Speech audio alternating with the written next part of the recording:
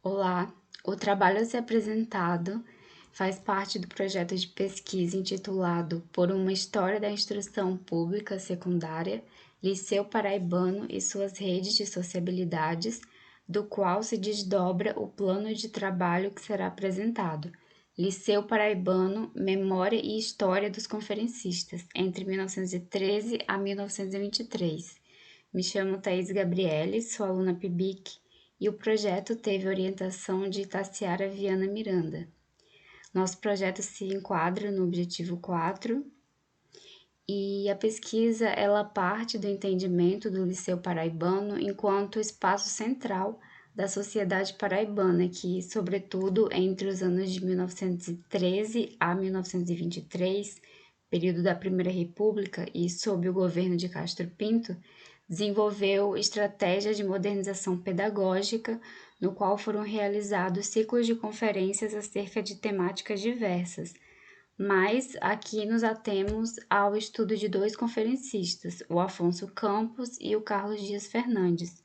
no qual estudamos suas trajetórias, mediações sociais, culturais, posicionamentos políticos e educacionais dessas figuras apreendidas enquanto intelectuais. Para isso, nos debruçamos nos estudos de Cirinelli, ao qual aponta o intelectual enquanto mediador cultural,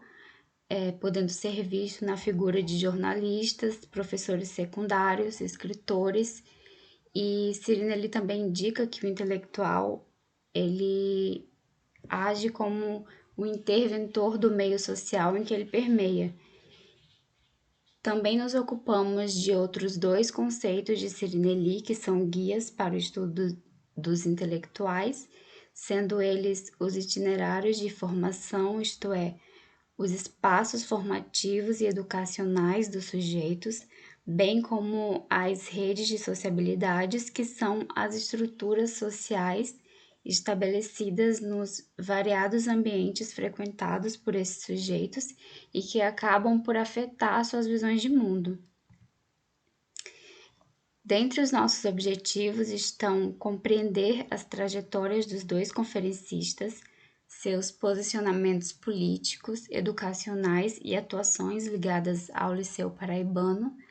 e com isso contribuir na composição da historiografia do Liceu Paraibano via os sujeitos que nela atuaram. Bom, a respeito da metodologia, destacamos nosso amparo na história cultural, que amplia as possibilidades das fontes e dos objetos de pesquisa, e dessa forma nossa pesquisa ela foi sobretudo realizada por buscas em documentos digitais, em sites como a Hemeroteca Digital, também o arquivo digital do jornal A União, e os jornais mais utilizados no geral foram o jornal O Norte, A União e o Jornal. Além disso, buscamos estudar a historiografia até então produzida acerca do ciclo de conferências dos intelectuais estudados e do Liceu Paraibano. Sobre o primeiro intelectual, Afonso Campos, ele nasceu em Campina Grande, destacamos sua formação em Direito, mas o traço mais forte em sua trajetória foi a sua atuação política, sobretudo na sua cidade natal, né? Em que ele atuava como chefe oposicionista do governo local e, ao mesmo tempo, ele atuava também como professor de português no Liceu Paraibano. E identificamos que o mesmo fundou um jornal de teor moderno e político em Campina Grande, ao lado de pessoas como Coronel João Sá, Severino Procópio, Assis Chateaubriand, entre outros nomes de relevância. E quanto às conferências por ele produzidas, obtemos mais informações sobre uma específica, intitulada A Moeda, que foi proferida no Liceu Paraibano e tratava sobre economia. Quanto ao Carlos Dias Fernandes, ele nasceu em Mamanguape, foi aluno do liceu junto com Castro Pinto, circulou por vários estados brasileiros, trabalhou sobretudo em jornais cariocas, paulistas,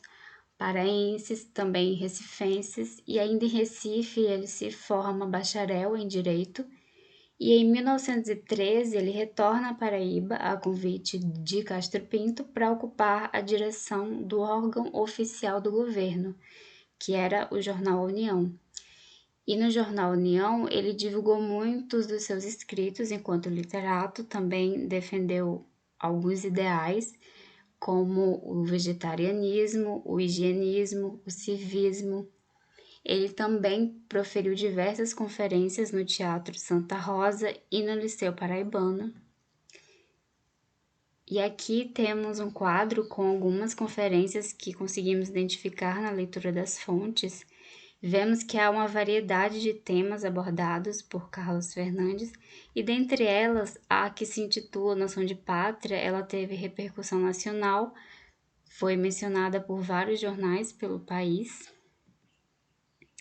Bom, e a partir do diálogo com a historiografia e as fontes, aprendemos os intelectuais como figuras complexas e multifárias, né, atuando em várias instâncias da esfera pública. Também debatemos a importância do Liceu Paraibano para a formação dessa elite intelectual no Estado.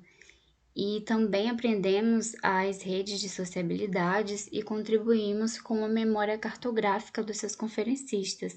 que quase sempre eram professores ou ex-alunos da instituição, em especial o Carlos Dias Fernandes e o Afonso Campos. Em nossas conclusões, trouxemos que, em meio aos estudos dos conferencistas,